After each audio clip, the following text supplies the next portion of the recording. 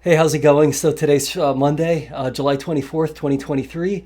We're reuniting once again to talk about all things Stronghold Digital Mining. We're going to be doing our number check, so to speak. I want to apologize. I, for some reason, wrote that this was a 48-hour average.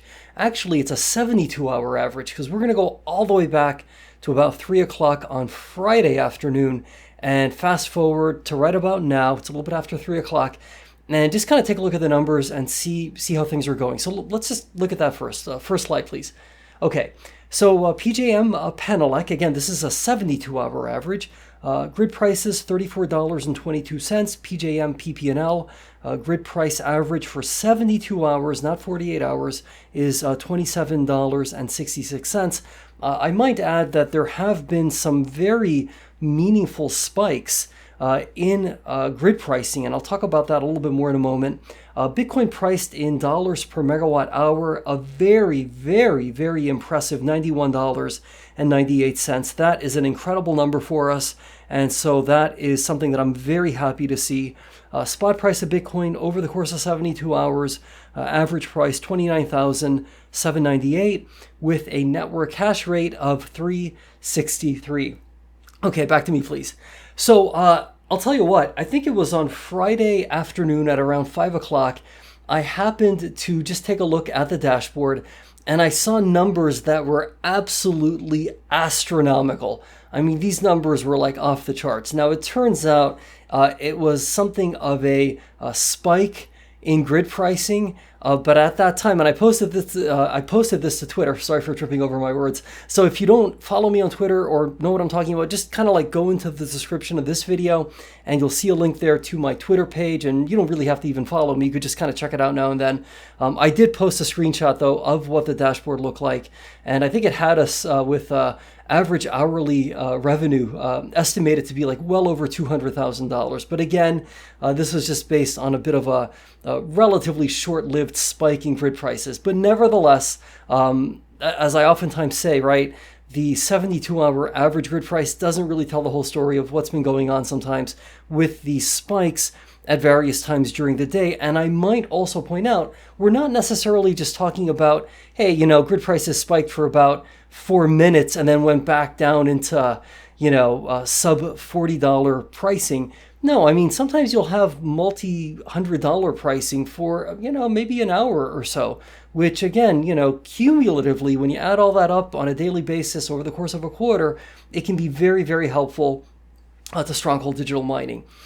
So this kind of leads into something that we're going to be talking about this week, and I'm not sure that we're going to talk about this all in one sitting. We might try to break this up a little bit, I'm not sure yet, but it has to do with the forthcoming halving.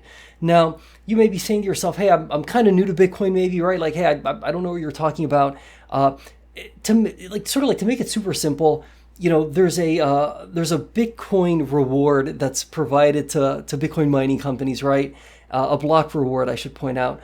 And that number, and we're going to get into more detail when we do this for real, but that number is going to be cut in half. And so what that really means is that if you just, and there's a lot of variables here, but if everything stays the same, right? Let's just say it's like today, except suddenly, Bitcoin mining rewards are cut in half.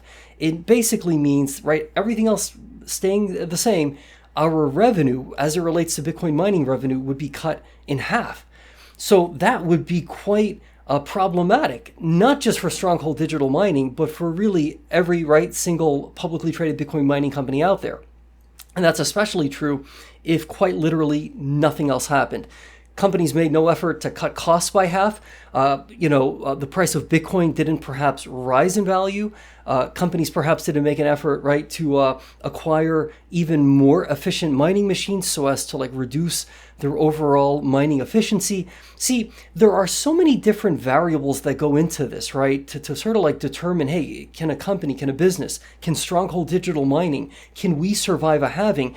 It's simplistic to just look at hash rate, right? And to say, hey, well, how many exahash does Stronghold Digital Mining have? Because, the truth is, I could back a dumpster truck up against a warehouse and pile in a bunch of hash rate, maybe from Bitcoin mining machines that are 4 years old.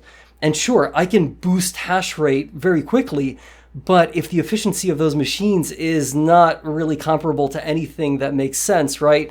Given, the current series of Bitcoin mining machines, I can add 50 exahash, right, to Stronghold Digital Mining's internal hash rate, and it won't really mean anything. So I think we need to be careful, right? That when we look at this, we need to study it very carefully. We need to look at all the variables. We can't just sort of focus on, hey, hash rate, we need to go to, a higher hash rate. Well, it really depends. How efficient are those Bitcoin mining machines? What efforts are we making to reduce our own internal costs? Hey, what's the price of Bitcoin doing? See, these are all things that are basically going to play into this. Hash rate is basically one variable of many. And so we're going to get into that in a lot more detail.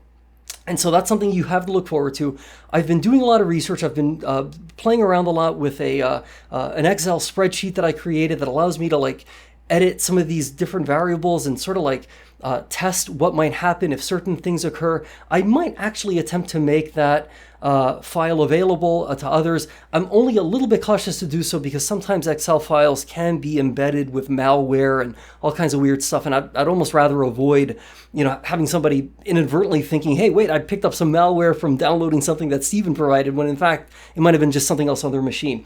So be that as it may, we are going to be talking about the halving. It's not something that's going to happen imminently, right? It's not happening next week or next month, right?